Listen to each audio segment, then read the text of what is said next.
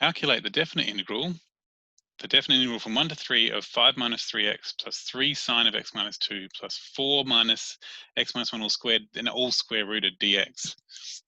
Whoa, that looks complicated. Okay, but there's some things that look familiar. I know how to do this bit. That bit's linear. So I can draw like a triangle or a trapezium or something.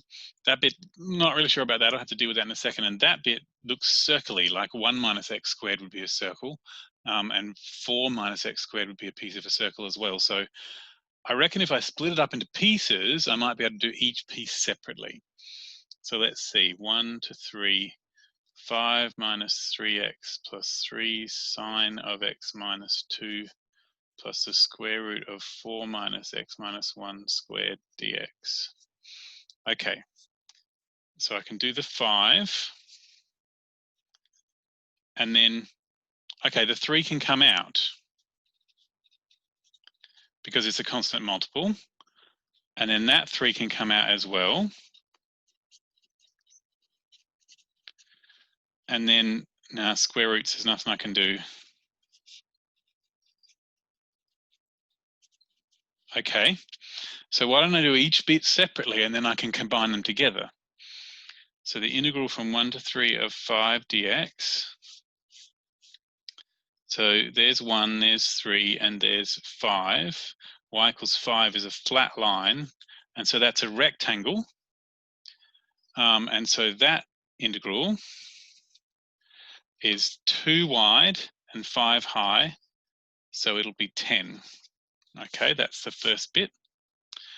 And then the integral from 1 to 3 of x dx, well, that graph y equals x looks like that. There's 1, there's 3. Okay, and this height is 1 because it's x, and this height is 3 because it's x, and this distance is 2. So that's a trapezium, so that will be a half of the average of the 1 and the 3 times the distance between them. Okay, so that'll be half times the 2 would be 1, and then the 1 plus 3 is 4. Okay, we're doing well. Not sure about this bit with the sign. Let's see.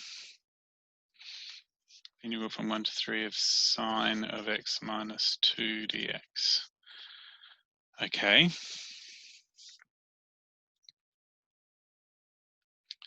Well, sine normally looks like this,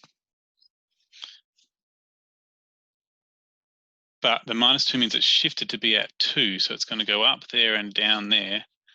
Oh, look at that. There's a negative bit and a positive bit, and sine is the same shape on one side it is on the other.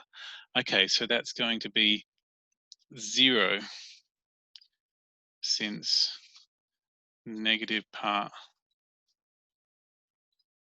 cancels with positive part.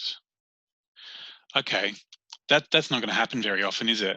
Like, I was really lucky that this inflection point here on the sine turned out to be exactly in the center of my interval. If it was anywhere else, then I really wouldn't have had a chance until I learned more about what the areas under the sine graph are. All right, well, I still figured it out though.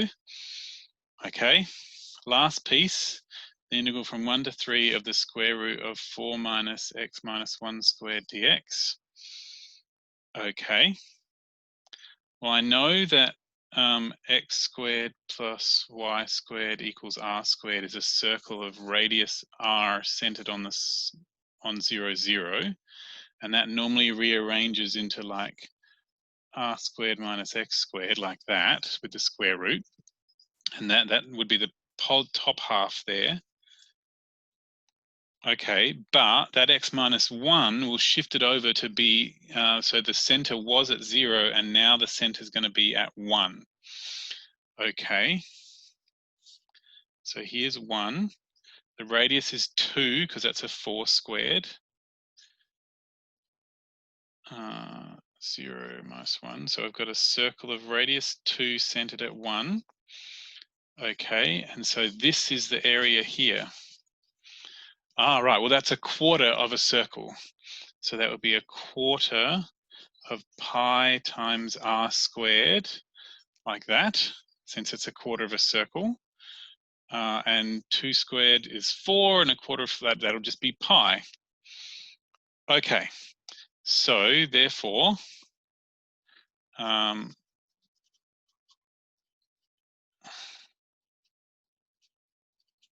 definite integral we're calculating is the integral from 1 to 3 of 5 dx, which was 10, minus 3 times the integral from 1 to 3 of x dx, which was 4, plus 3 times the integral from 1 to 3 of sine x minus 2 dx, which was 0, plus the integral from 1 to 3 of 4 minus x minus 1 squared dx, which was pi. And so I've got 10 minus 12, which is minus 2, plus 0 plus pi, so pi minus 2. Cool. Nice. So about 1.14, since pi is 3.14-ish. All right, cool. I was able to figure it out by splitting it up into pieces and doing the area of each piece separately.